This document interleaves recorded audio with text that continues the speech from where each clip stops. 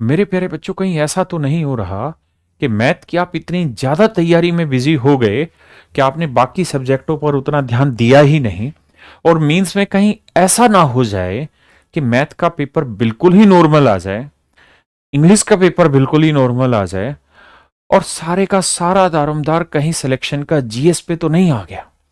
क्योंकि इतने बच्चे तैयारी कर रहे हैं मैथ को लेके, और मैथ को लेके बहुत सीरियस है, बहुत अच्छी भी बात है, लेकिन एक हद से ज्यादा मैथ के प्रति दीवानगी गलत है।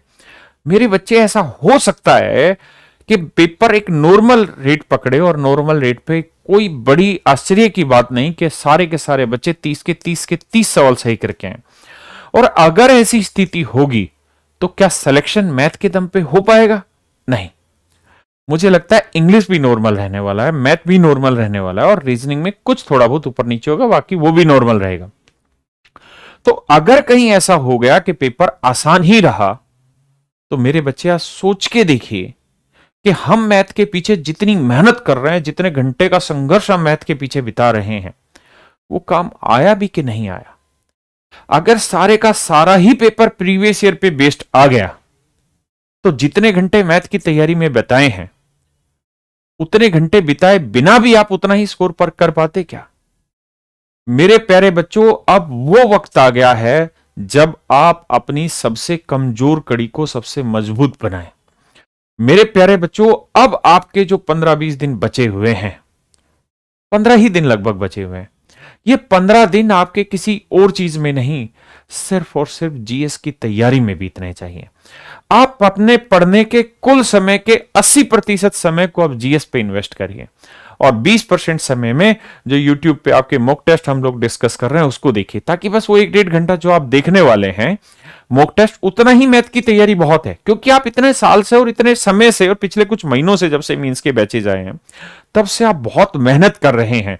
तो ऐसा ना हो कि मैथ में बहुत ज्यादा मेहनत आपके सिलेक्शन को रोक दे, और आप सोच रहे हो कि मैथ में मैं 30 के 30 सवाल ठीक करूंगा, और पता चले कि पूरी दुनिया ही 30 में से 30 ठीक कर गई और पेपर बिल्कुल नॉर्मल आ गया। क्योंकि सारे ही बच्चे तैयारी कर रहे हैं, और एक नॉर्मल पेपर हो गया तो मैथ से छटनी करना बहुत टफ काम हो जाएगा।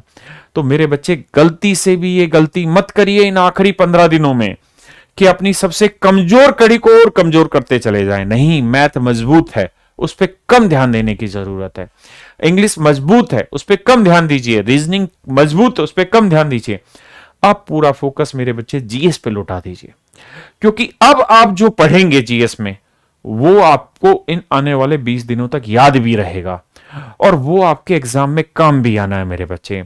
तो मेरी बात को ध्यान रखिए, आपकी सबसे मजबूत कड़ी अब इन 15 दिनों में मेरे बच्चे सिर्फ जीएस होनी चाहिए।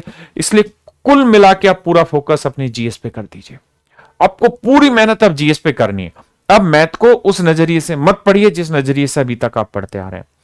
बहुत बार मैथ आपका सिलेक्शन करवा भी सकता है, और बहुत बार मैथ आपका सिलेक्शन रुकवा भी सकता है। अगर पेपर नॉर्मल आया तो मैथ आपका सिलेक्शन रुकवाएगा, और पेपर बहुत टफ आया तो मैथ आपका सिलेक्शन करवाएगा। तो मेरे बच्चों, मेरी सलाह है कि इस समय पूरा फोकस जीएस पे किया जाए। तो सभी बच्चे बाकी चीजें छोड़ के, मैथ, रीजनिंग और इंग्लिश को छोड़ के, इस समय अपनी पूरी तैयारी जीएस की तरफ करिए। वही काम आनी है पेपर में, और उसी के आधार पर आपके सिलेक्शन का डिसीजन निकलना है। Thank you.